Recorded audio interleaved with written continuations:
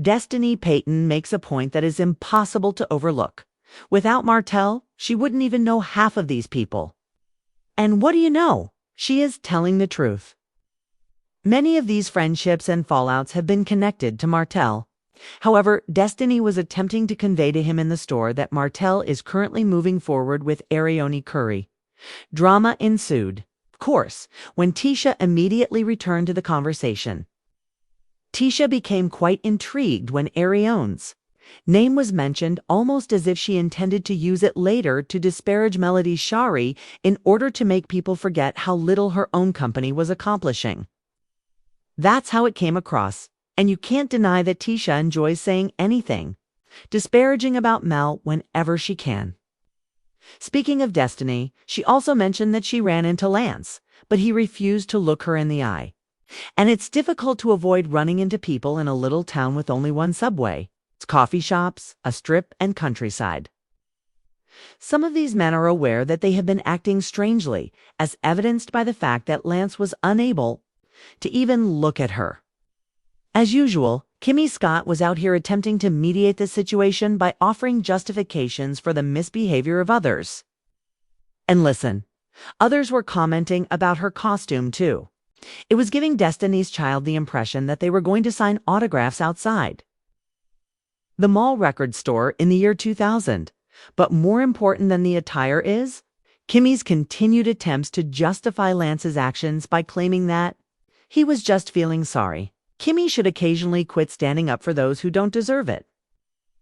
When Destiny reminded Kimmy that she had told Lance he was seeing other guys, which Destiny described as messy, the situation at the vow renewal really heated up. To be honest, she was correct. Kimmy attempted to blame Mel for bringing it up, but isn't it ironic that whenever everything goes wrong, they all try to blame Melody Shari? It demonstrates how desperate some people are to bring up Mel's name in everything, even though she doesn't care anymore and isn't bothered. They would rather blame her than deal with their own problems, which is exhausting at this point. Let's go on to Trisha's birthday celebration, though, as it was yet another tense time. Everyone at that party owed Trish an apology, regardless of your feelings towards her. Things went horribly wrong on her birthday. Saying sorry it got out of hand with flowers or a simple text message would have been polite even if they didn't mean it. They allowed it to spiral, though. Then we saw Tisha and Nell fighting once more. I laughed when Nell made a joke about Tisha bringing Big D energy and liquid courage. Since Destiny wasn't even there at the party, but she still managed to catch a stray in the shade. The fact that folks who aren't even there wind up in the queue shows how crazy this cast is. Nell also brought up Kimmy's misbehavior at the previous party, which is consistent with what many of us witnessed, that Tisha is unable to control her alcohol intake.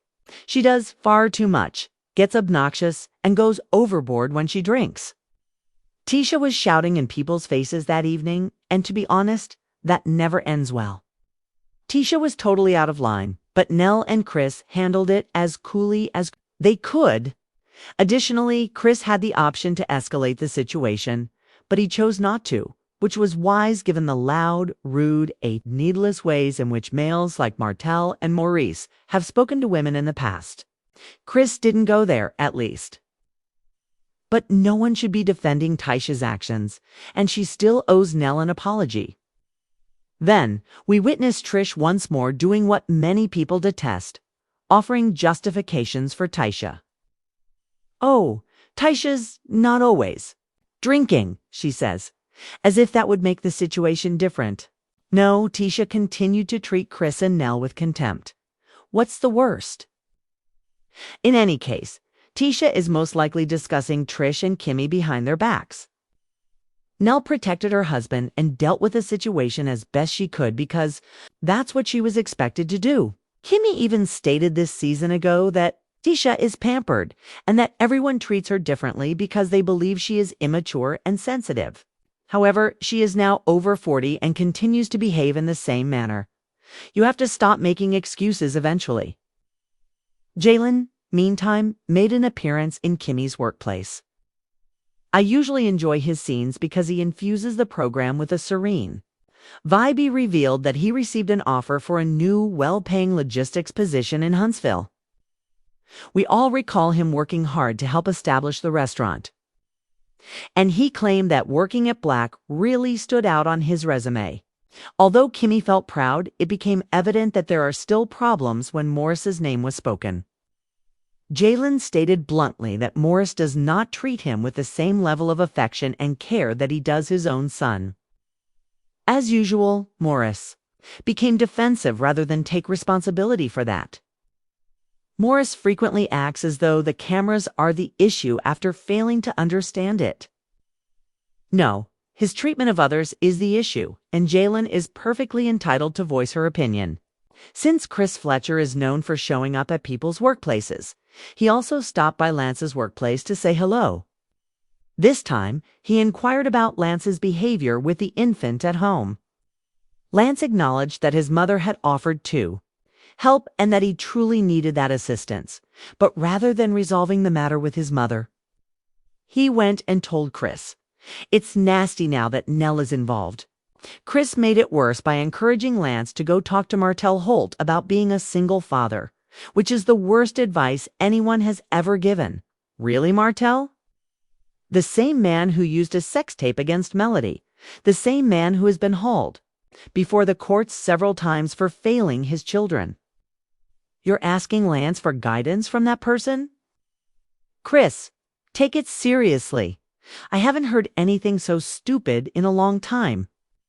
This is the portion of the video that you do not want to miss. Therefore, I want you all to pay close attention.